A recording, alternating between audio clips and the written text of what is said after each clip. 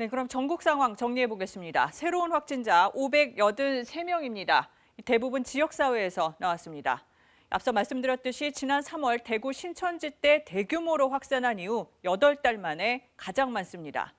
이 동시다발적인 소규모 집단 감염에다가 큰 규모의 감염 사례도 잇따르고 있기 때문입니다. 이 서울 강서구의 댄스학원과 경기도 연천군 군부대 관련해서 각각 7, 80명씩 확진자가 추가됐고요. 서울 노원구청과 서초구 아파트 전용 사우나, 또 마포구 교외에서도 확진자가 많이 늘었습니다. 수도권 외의 지역에서도 장구 강습과 단체 연수 등 일상 속의 감염이 번지고 있습니다. 방역당국은 다음 주까지 계속 하루 확진자가 400에서 600명 수준으로 나올 수 있다며 마스크 잘 쓰고 모이지 않고 제때 검사받는 게 필수라고 강조했습니다. 서병립 기자가 보도합니다. 서울 구로구의 한 병원.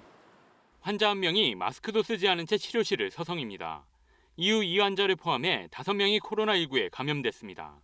하지만 환자와 접촉했던 의료진 17명은 1명도 확진되지 않았습니다. 마스크를 철저히 썼기 때문입니다.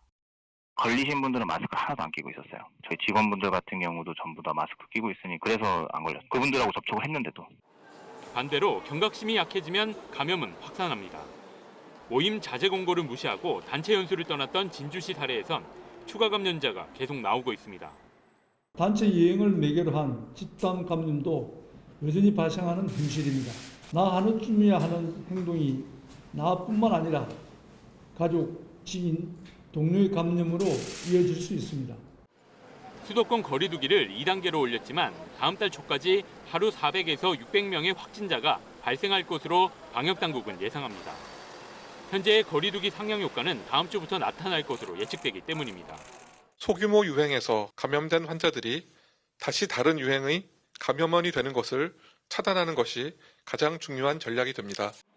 새로운 집단 감염이 나오지 않도록 하는 게 가장 중요한데 이를 위해선 국민적 차원의 강력한 대응이 요구된다며 3가지 필수 사항을 요청했습니다.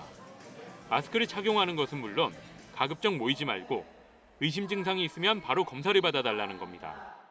조용한 전파가 지속되는 경우에 접촉자, 환자들의 동선을 추적 관리하면서 이것을 다 억제한다. 이 속도는 대응팀을 증가시킨다라고 하더라도 따라잡기 어렵다. 방역당국은 수도권 거리두기 2.5단계 상향을 검토하긴 아직 이르지만 확산세에 따라 언제든 강력한 조치를 취할 수 있다고 강조했습니다. KBS 뉴스 서병립입니다.